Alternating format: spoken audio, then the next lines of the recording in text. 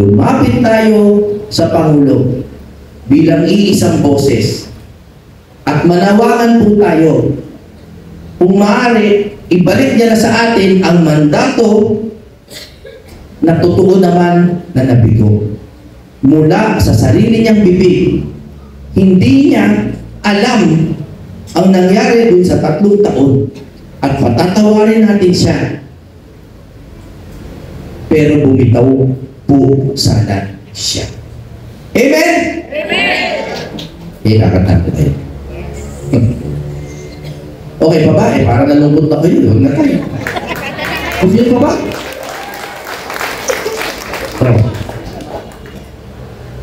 May pinadala akong yan. Sige. Alam niyo po, si Gary Granata, dati ko pong kaibigan niya, iba po kami ng politika niya. Iba kami ng politika ni Gary Granata. Pero napakabuting tao po niya. Hindi ako nagpaalam, hindi ko alam kung okay sa kanya nakantayin ko yung kanta niya ito. Madalas kasi sa ganitong pagtitipon, kinakanta ko yung Let Me Be The One, alam niyo yan, tsaka yung I Believe. At yung Tunay na Layak.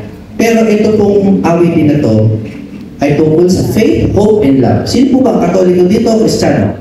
Sino ang Muslim? Okay. Lahat po tayo nagkakaisa sa iisang Diyos. Ano?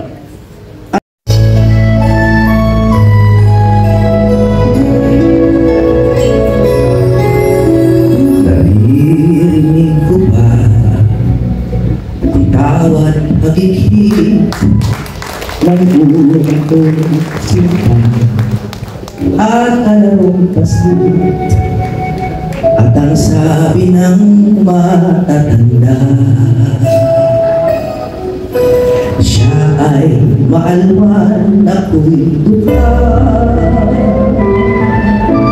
Hindi raw kami bagay at kay raming dahilan, ngunit si Bagekay ay walang pakialam sa aking kamusmusan, kay raming palaisipan.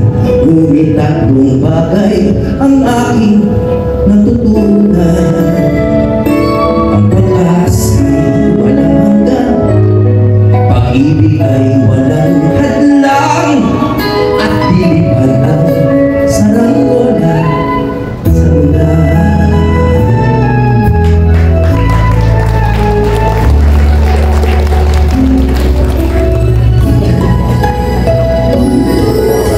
Ako ang pagsinta ay di man nagtagal, ang mas mahalaga natutong magmahal, umibig na walang panghihinaya, kahit malamang masasaktan.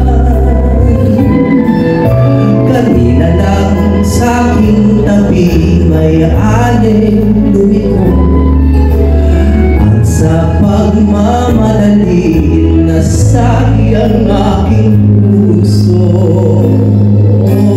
Ito na naman ako sa aking kabaliwan, na sinasabi nga nilang suntok sa buwan, ngunit hindi hihindihan ng tulad kong natutunang magpalipad ng saranggola,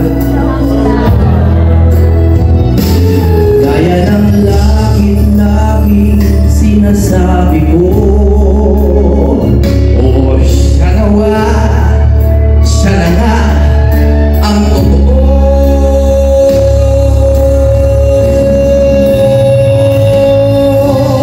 Ito na naman ako sa aking kabaliwan, na sinasabi nga nila suntok sa buwan, ngunit hindi hihindihan ng tulad kong natutunang magpalipad ng saranggola.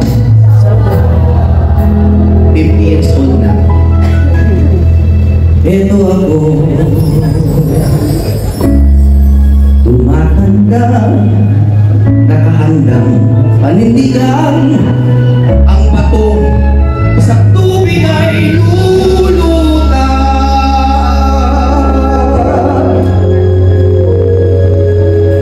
hindi